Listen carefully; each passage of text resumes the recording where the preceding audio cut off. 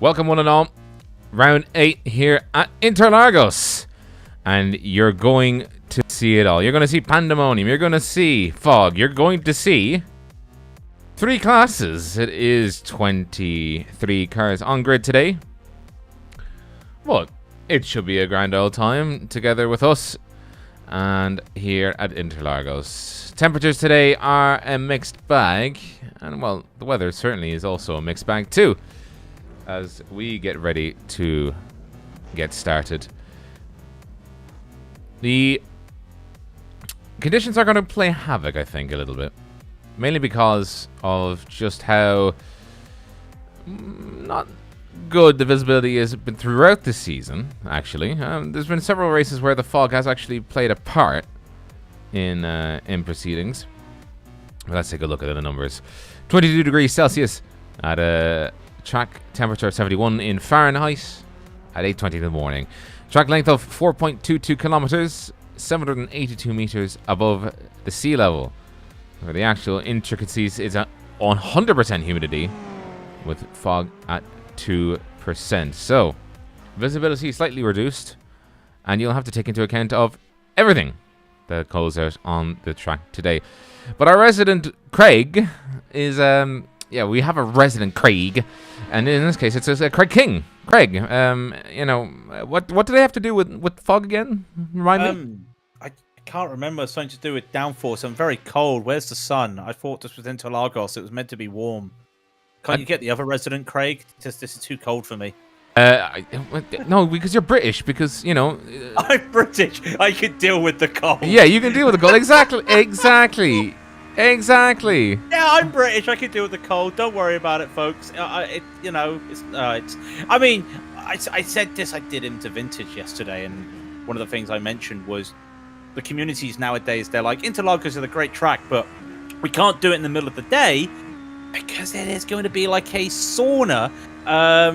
What was it? A couple years ago. Was it a year and a half ago? They did a series here. I think it was Porsche Cup. And it was 53C track temp because they put it in the daytime. So thankfully they don't have to deal with that today, but they do have to deal with a lot of tight, twisty corners, a lot of annoying corners, a lot of, oh my god, I can't get by these car corners because, I mean, look, you're going to see this on the number 1 car of Felipe Paiva when he gets around this corner and he goes up through Fedora into La Lahinia, down into Essay. Look how it tightens up, Rob. This is the old part of the track. Well, the whole track's not changed since it was made, let's be brutally honest, apart from making it smaller. Yeah, they cut out the back section. Instead of turning left is what they do, they would actually have kept going straight. It would have been an intricate set of corners beyond what you see now on the modern track. So it's quite a big track given the circumstances, because it's a lap time in and around the 123s for the HPDs as a result, or as a note, by the way. Any timesmiths out there would have known that the equivalent MLP1, which the HPD would have been second fiddle to, would have been 119, 118 time frame in the time of their lives. Primes would have been around 117.9s if you were a literal alien. But as Felipe Paiva just almost goes a second faster than everybody else, I'm looking at one apparently, so... Just out of curiosity, you're talking about those times. Fastest lap time in the Nissan GTP yesterday, which was the precursor 20 years before the LMP ones, 1 minute 20. So just to give you an idea that of course the HPDs are going to be slower than those, but yeah, just goes to show you the difference in speeds. So going to be interesting to see what they do, as we're seeing one of the HPDs come Ryan by. Ware. Ryan Ware. You know, it does feel like a very quick track, though. Even with this lap time of 120, it's still a track that just comes and goes pretty quickly. Yeah, with plenty. The amount of space sideways is good.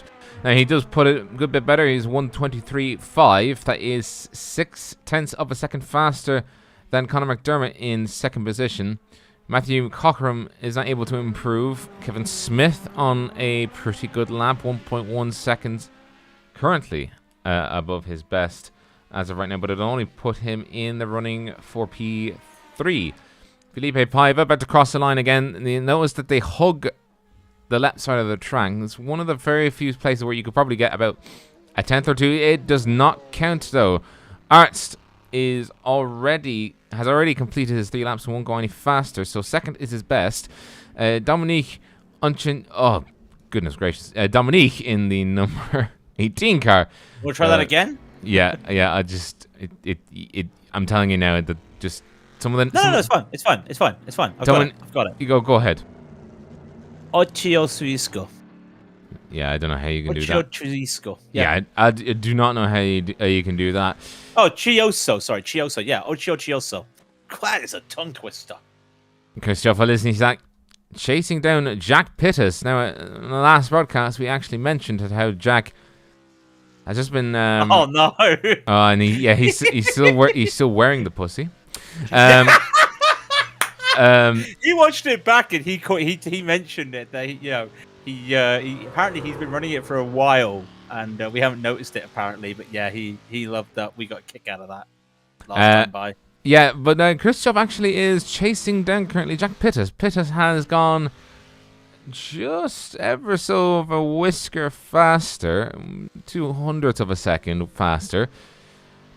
But as Elishnisak comes around, he is just about a tenth faster coming up the hill, kind of swaying backwards and forwards.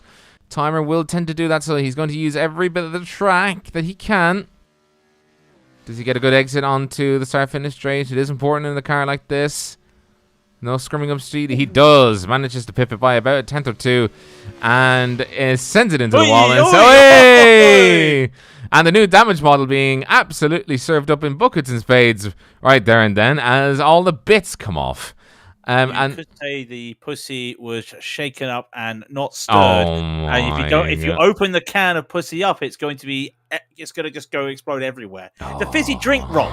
If you shake up a can and you shake, come on, get your head out the gutter. It's a fizzy drink in a can because it's an energy drink. You open that, it's going to go everywhere. Look, I'm going to put it to you this way: the creators of that energy drink knew exactly what they were doing.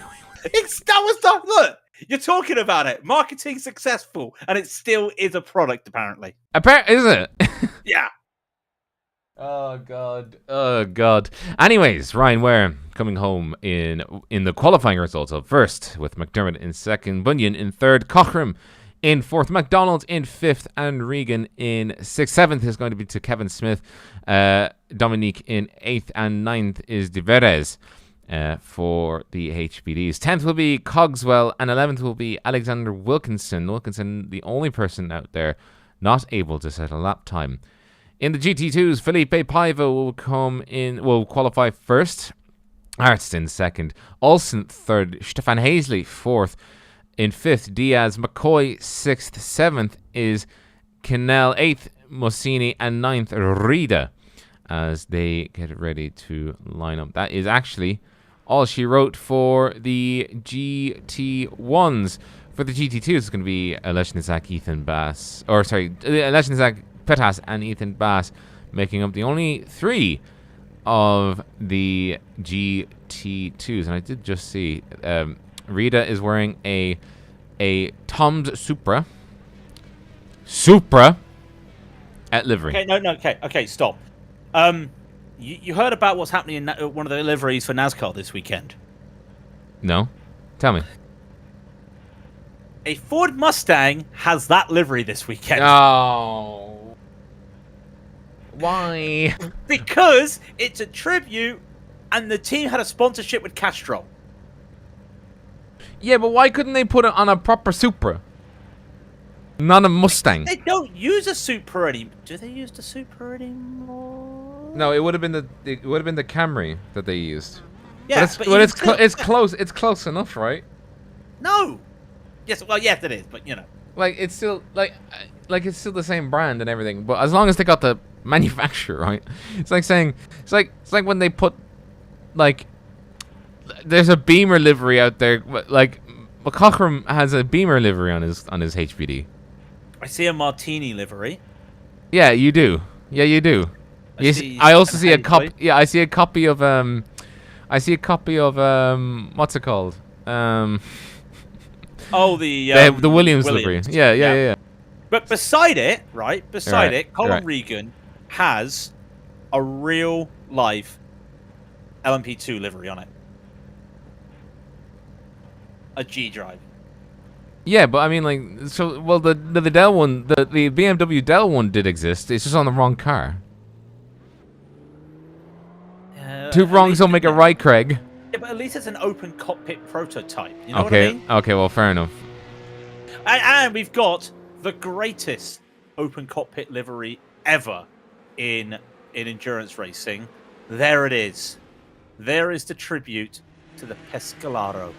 There it is. Oh, look at it. Look at it. It comes in the blue, the white, the green. Henri Mark Pescalaro. Bunyan's. Yeah, Henri Pescalaro made a fantastic livery. Well, he made a he was a fantastic driver, still is, and that's a iconic livery. La Sarth, Le Mans Ultimate. Does that say Le Mans Ultimate? Le Mans Ultimate, Gran Turismo, that livery. Oh no, was Le Mans in. series, I think it says. Matmut and oh, it's the livery from Gran Turismo. That is the same livery the Pescalaro. I know, but it's like I was like I know it from somewhere, like. Yeah. But anyways, we all know this from somewhere. The starting line. As HPDs come up the hill, it'll be McDermott on the outside, Ryan Ware on the inside. I sneakingly suspect that Ryan will back it up. So you'll have to wait for the pacer car to come in. It's a long slip road entry, no pit stops, 30-minute race, so it's going to be a sprint. They'll have to navigate very carefully, but Ryan Ware will think about it. Yes, he is actually thinking about it. Keeping it steady. Steady as he does it. I'm waiting for the engines to kick in. There he goes. He caught them all off as the green flag waves, and he's able to immediately take the racing line. Smart cookie decisions from Ryan Ware, always leading to please, and goes through the 1, 2, 3 of the Senna S's very easily. Oh my word! We've got a wreck! We've got a wreck in the GT1s! And that was all started by the 16 deciding to all forget where his braking was. All out of place. All out of place. Oh my goodness. That is going to be McCoy separated from the rest of them. Stefan Hazley up a few positions. Olsen up a few. Arzt still trying to chase down Felipe Paiva. And oh my goodness, that is... Oh no, Dominique wrecked out.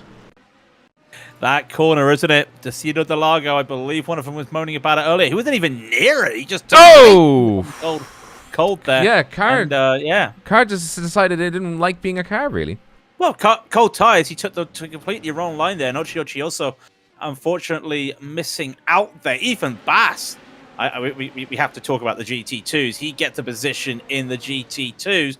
The free car field, the free car veteran, the legends. They like keep on driving, and even now Jack Pitter's losing that position in a very weird place because Ethan Bass made that move around the outside of turn 6 and 7 at Ferrada. Car off to the right. That is going to be... I think that's going to be Anthony De Veres. Comes off on the slip road. John Olsen has towed the car and retired. He must have had an absolutely shocking accident for that to happen, and the field has split. No. Just show it and you'll understand why I say, oh, no. All I'm going to say. Coming through, this is on current lap for GT1s. They've just crossed the line, so as they come through, swooping down into second to last car. Oh, no! I kind of had a feeling that'd be a response. Anthony is still trying to drive that car with a smashed up side that has no power, and he's trying to climb it up that hill. Yeah, that is he's not got any rear wheels. Yeah, and he's still trying to get it up the hill and tow it, man. Tow it. They're gonna see it. Look, if you can't drive the car, there might be a reason why you're being told to tow it. Look. Yeah. That would be a yellow flag and a full course yellow in modern day racing. Yeah, well, also the tires would also be scattered across the track because his rear axle's broken. Information to pit lane. Full course caution coming in 30 seconds. I really wish they would actually implement that. Oh, side-by-side action. That's John McDonald, as you can see in the Williams, doing a lot more overtaking than the modern day ones. Hey! Oh, God. I mean, I can't give any spoilers of the F1. They may or may not have made an overtake on the start line. I don't know. I missed it. Yes. Suspense. Watch for more. McDermott chasing down Ryan Ware. This is the battle for first. Arzt is currently trying to chase back down Felipe Paiva. Paiva, I'd say, I think I'm pretty sure he's Brazilian. Is he not? Oh, now you're asking questions. Felipe Paiva is indeed from Brazil. Yeah, so home track. So I would say he would be, you know, obviously with the few mishaps that he's had over the last few races of the season. Obviously not qualifying his best. I would say that he's coming here and saying, "No, guys, no. You see, that was just the other tracks that didn't really mean anything. Where it matters, i.e., Interlagos. Here I am putting in work, and I just noticed as well he's using every inch of the track. Because I remember on that second to last corner where you come back up the hill, you could not. That was a very ballsy wide angle." You could not do that. You get a off track and a further black flag for that. And back in your day, yeah, we're just as old as one another on iRacing. I know, but back in my day, I tell you what, right here, you wouldn't get these 4 tires off the road malarkey off track. No, you had to make sure you were inside the white line all the time. We tell you what, we didn't have to worry about too much about that. We just get on with it, just like this. I will say though, I do love how the final corners of this track play out with how much runoff you can use. Not that they do that in the real world, but to me, it's one of the things that makes this track so fun on iRacing, because it's hard to make overtakes, but opening up how wide you can go here just allows you to take a different variety of lines, as you'll see here. Look at it. You can take that line and don't go too wide. We saw somebody lose it yesterday going too wide on that final... Joe called it the final corner. Technically, it's the final braking corner, but in classic American fashion, there's turn 13, here's turn 14, and there's turn 15. Yeah, I've called that one the second to last because it's a series of 3... Well, I would have just considered that last sweep the final one. Because, I mean, you never really let go of the left angle. But for McDermott, they're taking a much more shallow line than Paiva was. When Paiva was taken, and he was coming out a fair whack, or he was coming out of the track a fair whack, and then swinging him in. Obviously, I mean a little bit of height difference there, you know. True, and also probably the GT1 would benefit from a more chopping at the wheel. Like you want a wide sort of a slide and then chuck it in, versus trying to hold a tighter line.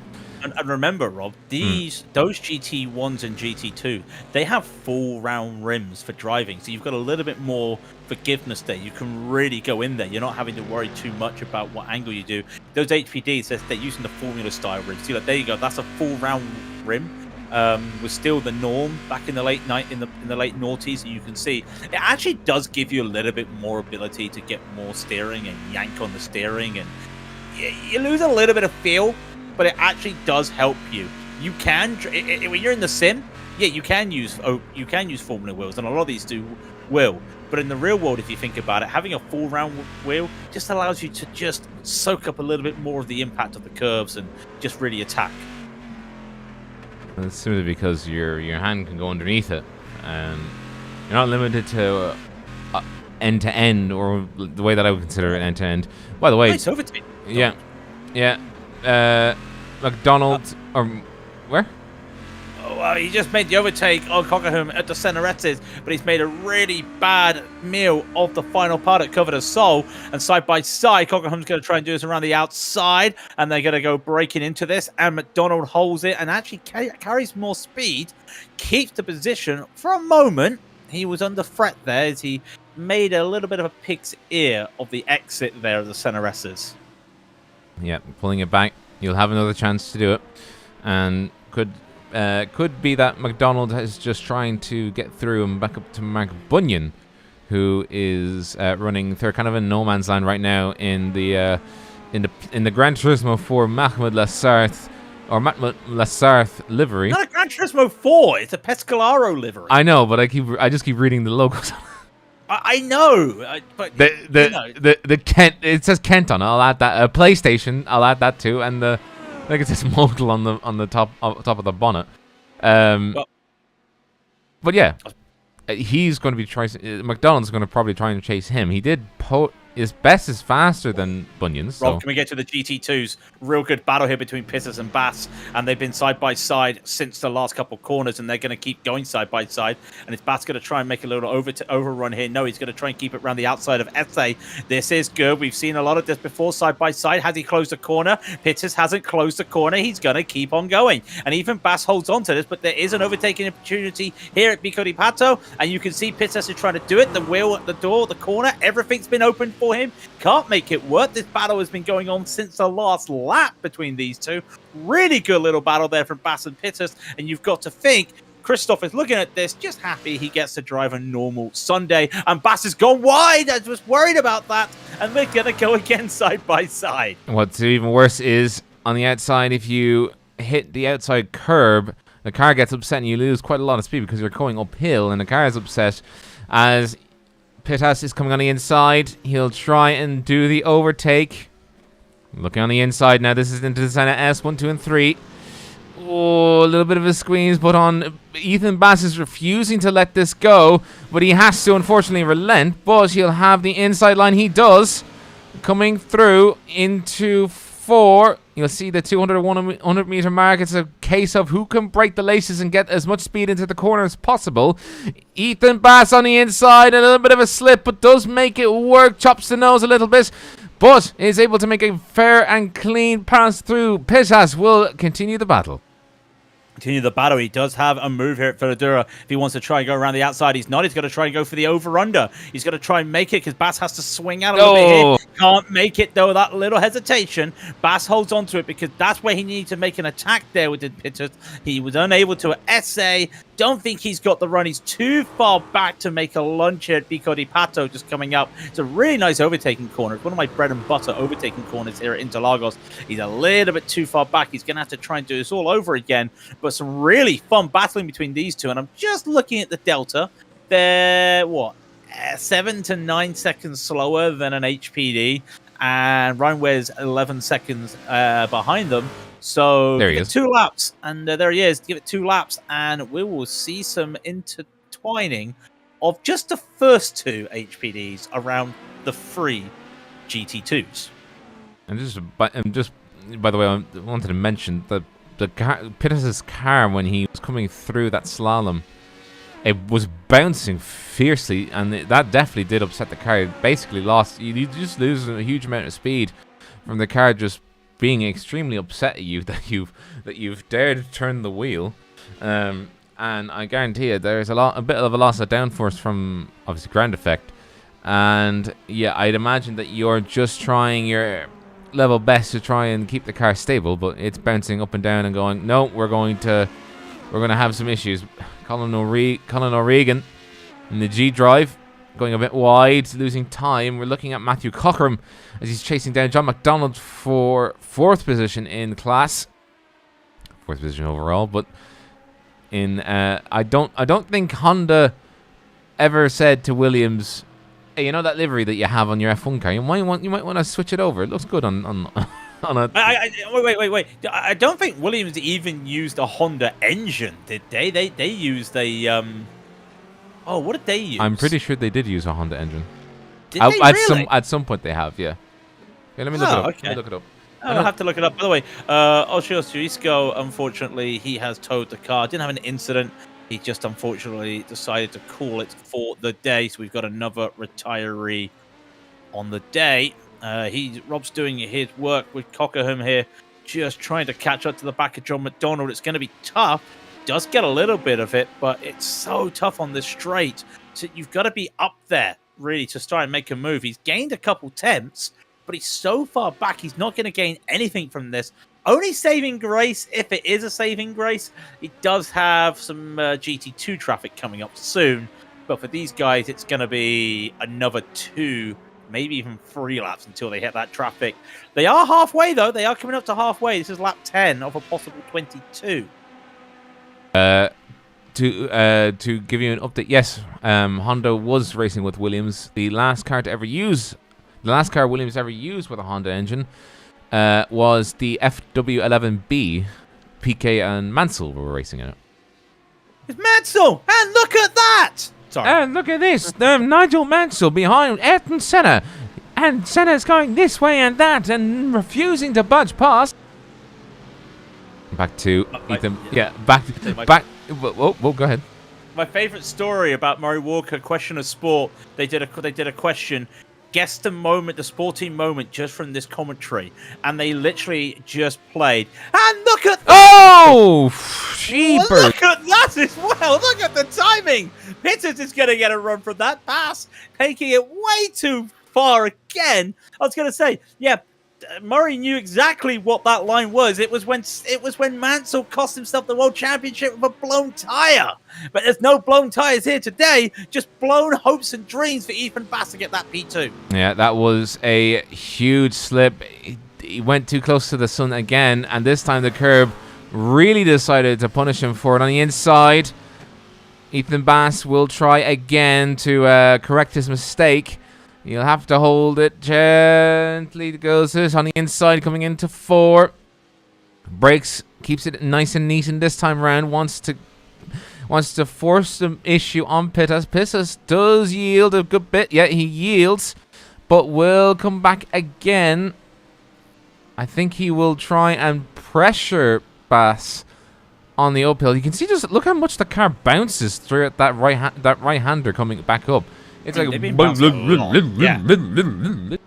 bouncing a lot. They got Mark Bunyan coming up right behind them, and Pittas didn't want to try and look for a move this time. I think he's going to just set himself up a little bit as the Pescalaro just nudges into the camera angle very shortly. We've got other battles going on, though. Thomas Nell trying to get Luca Massini and trying to see if he can make this run. Not going to work very well when you've got an Aston Martin trying to overtake a V8 motor. And, it's... I want to do the whole God Save the King and all that, but it's a V8 motor. Very hard to say that. Yeah, but the Aston's got a V10 or a V12, doesn't it? Yeah, I know, but we like the... So what you're saying is British sophistication of 12 cylinders cannot beat a streaming, shouting 8-man team. That's what that is what you have just insinuated live on air. We use brains, they use brawn, so they've got eight strong men, we've got 10 smart men. So, but I do love my Aston Martin. Yeah, but have you never seen The Kingsman, the movie? Come on now. I have. Rob, remember, a company I used to buy products from came to my workplace, and they gave me a whole bunch of Aston Martin gear because they were a sponsor of Aston Martin. The office knew I was a motorsports fan, and they just saved it all for me. Hey, well, that Aston Martin tea cozies, Aston Martin calendar. Well, yeah, but I mean, like, it's like that segment on Tokyo back in the day when they're like, anything could have a logo on it and be like, you just might as well, Oh, it was good. Oh, I thought you were going to go with the Top Gear one. Parents are worried about what their kids are looking at in the magazines in private. They're thinking it's these with the models, but no, it's pictures of these Lamborghinis. Oh yeah, I mean, I'd be the exact same way. That is a absolute incident and a half. No! That is Peter Cogswell intertwined with Felipe Paiva. Paiva has terminal damage. What is going on? Hang on one second. What was that? Okay, so... Whoa! So, I don't think that was intentional from Paiva. We know that. Hang on. No, that was... Oh my... What was going on? What is going on? I don't. But that is throwing the whole complexion. Whatever happened there, we'll get back to it. It's throwing the whole complexion. Christian Arzt is now running away with it. He's now in first. Stefan Hazley up for the books. He's up in second. And Brian Diaz, we've never seen Brian Diaz, but he's there. What the hell happened? There are things I've seen before. I don't know what happened. Yeah, it's odd. Rob, when was the last time we saw something like that? Would have been about 2 years ago when I covered. Would have been 2 years ago when I covered. I think it was. We did a league race, didn't we? Yeah, it was a league race. Yeah, that exact thing happened, and we really couldn't explain it. Oh, we caught it right on camera, didn't we? Yeah, we did. Yeah, we caught it as it happened. Yeah. And Remember that? And we had Nim come and remove someone from a race once before. Yeah, that also happened. I will say though, Ryan Ware, who was chasing down McDermott? McDermott's out of place. Oh, McDermott's got some severe damage to him. Jesus. What happened to him? Was he a victim of this situation? I don't think he was. Oh, no. Oh! What on earth? So, going around the outside. Oh, God. No. Yeah. Oh! He moved over too early. You know what? There's just been another incident with that same car. And that's Thomas Nell. And it looks like Nell just getting a little bit caught up there by another car just coming a bit too close. It was Cockerham getting a bit too close. And they came together. Again, a very light tap. And it's all getting very argy-bargy at the moment. Lads, ladies, everybody, please calm down with 10 minutes to go. That Thomas Kinnell. It's Kinnell, by the way. Ed Reeda has kept that car pristine. I appreciate that he's kept the sacredness of that Tom Supra livery. Sacred. It is sacred. It's the first car that I ever saw when I played Gran Turismo 3 because it's in the intro. Beautiful car, though. It is a very nice car, actually. McDonald, though, has turned up the books. Bunyan, for some reason, has just lost the plot. He's gone backwards and is now under threat from Cochrane. Cochrane could be having himself a little bit of a podium here if he puts his cards right. On the inside, coming into turn 5. Oh, very tight squeeze, but careful consideration made. But very masterful defense by Bunyan there. Not letting him by whatsoever. Coming through 7. Into 8. Sweeping left-hander down the hill. He's not got it here, though. He's not going to hit it. Keep an eye on, though. McDonald's going to get held up. McDonald's got a little bit desperate there, and he's had to go for a move on Massini, and that's going to allow Bunyan to try and catch up to McDonald. Cockerham now's got Regan right behind him. Regan's got McDermott behind him. 1, 2, 3, 4, 5. It's Cinco de Mayo today. Is anyone going to try and make a move down here? Cockerham's got the best move here. He's going to get a little bit of side stream and slipstream. Won't go for it. Is he going to try and do the over-under? He's gone a bit too deep there. That sounded very Italian. I apologize. He's a gunner, but he's going to keep on going for it. And these 5 count of 5 if you keep Colin McDermott in, they do have a little bit of a battle here with 8 minutes to go. Looking on the inside. No. Colin thinks better of it, and it's a good choice because he can sit behind and watch the situation. He knows he still has some time left in hand as long as he keeps behind Matthew Cochrane. Cochrane is wanting to look at the BMW. He is the BMW, where the other two are, and probably would like a little bit of a slip up from either of them, but just a little bit of a fluid situation. McDonald really would like, I'd probably wager, to get out of Dodge, if I'm being honest. I mean, I would not want to be leading 3 other HPDs, and you know what? What's even worse is that if the field continues like this, even though McDermott is carrying some severe damage, mostly a lot of it will be aero, and he wouldn't have as. Smith, a little bit of a slide, but kept it out, and too hot in. Yes, it was. Do you know what just happened? Uh-oh. iRacing decided that we did. Is iRacing down for you? iRacing crashed.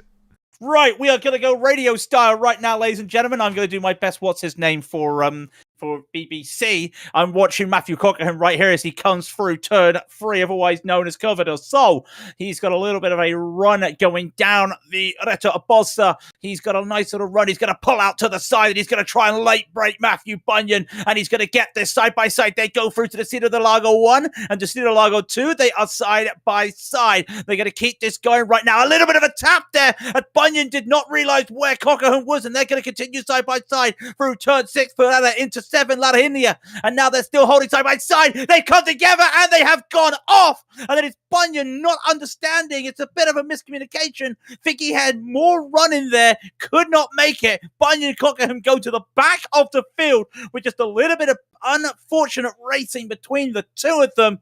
Don't worry, though. They're still battling. It's the only battle we are looking at the moment. Well, I can always talk about Jack Pitters, Rob, can't I? Because he's still battling Ethan Bass, but he cannot catch it at the moment. And Robert O'Brien has a connection drop due to upload packet loss. We know it's not upload That's me. packet loss. He has hit the crash button there, unfortunately. Very weird. I don't know if you're getting the same crashes that other people have been reporting. No, it just decided that it just did not like me anymore. But we're resuming normal communications here in a moment. Normal communication. I can't believe I did radio commentary and you missed a crash. Yeah, well, no, because everybody else witnessed my own client crashing. That's the funny bit. Anyways. While we're getting back into it, the battles are still going on. Craig is still with us. Yeah, I'm still with you. I'm still with you here in the trenches. Yes. No, that's a really bad way. Not much is going on at the moment. 5 minutes left. That gap between Ware and McDonald at the front is 21.8 seconds at the moment. Bunyan's trying to catch up to Cockerham. They both lost out a little bit here because of that moment. It's one of those, Rob, because you know how sweeping that right-hander before it all tightens up in the middle of the track when you go downhill. You know how it is, and you want to try and get to the far left as you can?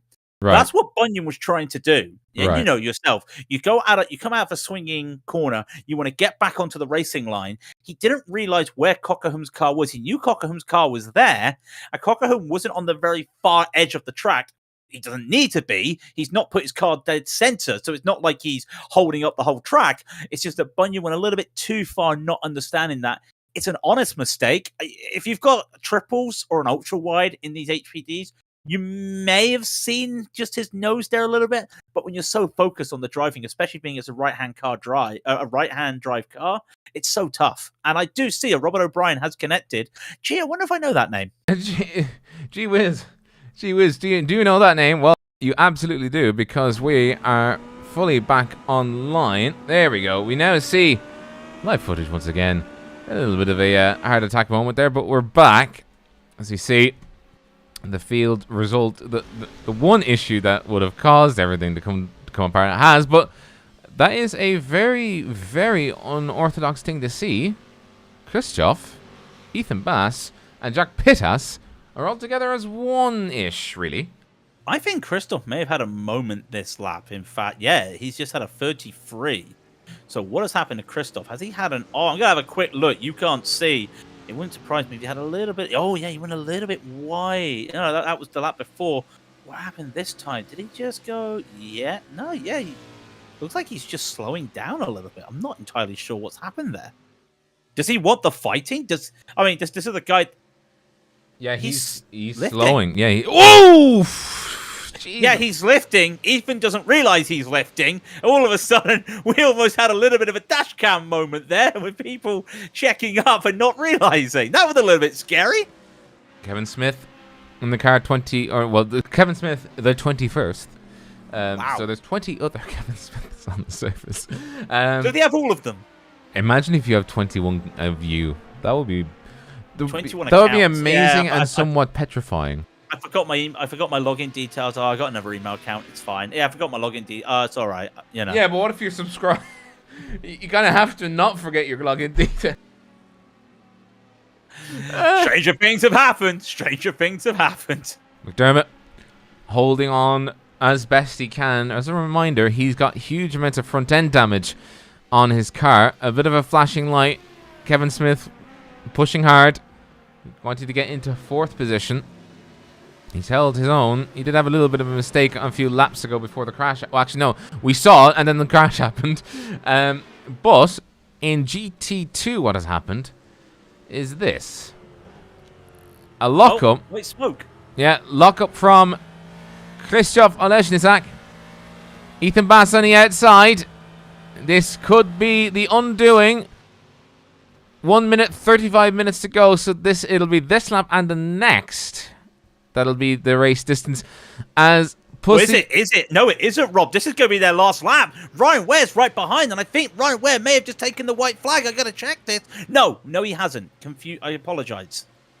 Some of my relatives are now saying that it is 877 seconds in the green for Ryan Ware. Around the outside, Ethan tried. That is a huge amount of bouncing, sweeping out wide, coming into the right-hander. This into the left. Oh, yeah. Krzysztof just absolutely pushing the defenses to the limit here. Oh, they're all notching up. Yeah, it is pandemonium out there as they sniff. They sniff a chance. They sniff a little bit of a something. They sniff tire smoke. They sniff tire smoke. They sniff asphalt. Oh, very wide coming out of the second to last. Ethan Bass on the inside sweeping through. And Ethan Bass actually does take the lead. He's a car length ahead. Now, this is odd because Krzysztof was flying. Wait for the cutback, Rob. Wait for the cutback. They start their last lap. Krzysztof's going to get this. It's all going to come down to who gets the best exit on this first part of the corner. Ethan is trying to... Ethan's got it. Krzysztof's made a mistake. I think there's something not right with Krzysztof's car. He's not taking those corners very well at the moment. Now he's going to have to defend Bass. He's going to have to defend Pitters. I'm not sure he's going to be able to. Jack's got some fantastic views of this battle. After having his own little battles, Krzysztof to the inside. He's going to try and defend this. Bass is going to try and go around the outside. Oh! What a move on the white flag from Ethan Bass. And they continue on. On board with Jack Pitters now as he sees fit to try and see Smith's victory. All of them do. They all have a chance. They'll all make the podium. It just makes a difference of who can take the top crown. Look at Ethan Bass. He's sweeping in out to rear, and Krzysztof is trying to find the inside lines. Something has gone amiss on that car, but chasing down Ethan Bass. Krzysztof on the inside goes. Oh, a little bit of Jack Pitters maneuvering there as he tries his best. We can see that Ryan Ware will take the white flag. No, coming the victory. This is the last lap for him. Victory, sorry, for him. Oh! But you missed it. Yeah, go ahead. I was going to say, Krzysztof tried to cut the final corner, tried to cut Junkow, and the car started bouncing. Ethan Bass is going to get this victory. But also, I'm looking at Jack. It feels like, hang on 1 second, Ethan's slowing down. We're going to have a photo finish on the line. What has happened here? Ethan Bass has let... What on earth? I can't even explain what happened, but...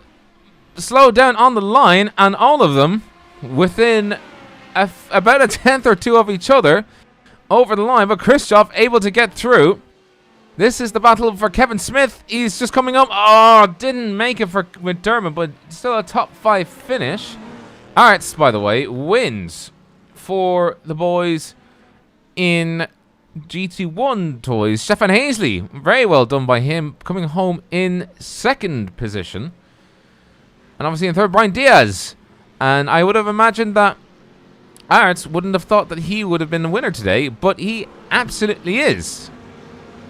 So Krzysztof is now saying he was trying to go under 2 liters per lap on fuel. That's what he was bored. You know what? And then I bet you his fuel consumption went straight through the roof. Also, what is this? Fucking energy usage limits on what? IMSA? Isn't IMSA the one for the hybrids? They have an energy use limit. Okay, so the energy use is actually just overall fuel for telemetry. Yeah, they call it that way. Anyway, as we're watching the things, yeah, very interesting race there. I think Ethan gave it up because Krzysztof was yeah, interesting, but great racing from everyone out there. Ryan Ware take the victory. 26 seconds! After everything went a bit Pete Tong out there, McDonald with the second, Regan with the third. They keep on going down. It's hard to see the broadcast, but we see Smith there as well, Cockerham, Bunyan, Christian Arts getting the victory. Should have been Felipe Pivers. Such a shame what happened there. Devin Hastley would be second, Brian Diaz, Alex McCoy, Luca Bassini, Thomas Cannell, Ed Rida, and then we saw the next page, we did see those 3 HPDs, and everybody else are the retirees. Cogswell, Piver. There'll be a lot of talking about that, I will tell you that for sure. Ochio Shuiso, I've got that right. I'm going to love it if he watches this and says I've done that perfect, Rob. Anthony Tavares, John Olsen, and Alexander Wilkinson actually did not take the start, so we only had 22 cars out there. Yeah, I was about to say, I was wondering where he was, and I was like, oh no, wait, hang on, he's actually not. He didn't take the start, but it does at least finish this race for us, but it doesn't finish the proceedings because, as of right now, we will be looking at the next race, which is at the Gesamtstrecke VLN. Nürburgring Combined is coming up next week. 7 laps of absolutely... It's an endurance race! Perfection. Perfection. Yes, endurance race, Rob. Yes, indeed. And we hope to see you all then. But thank you for joining in on Raidillon TV. We hope you liked what you see. If you did, click like and subscribe so you don't miss another moment. As I said, Nürburgring Combined Gesamtstrecke VLN layout is on next week, same time as before. But until then, I have been Robert O'Brien. And I have been Craig King. And this has been Raidillon TV, the only corner that you need. Good evening, one and all.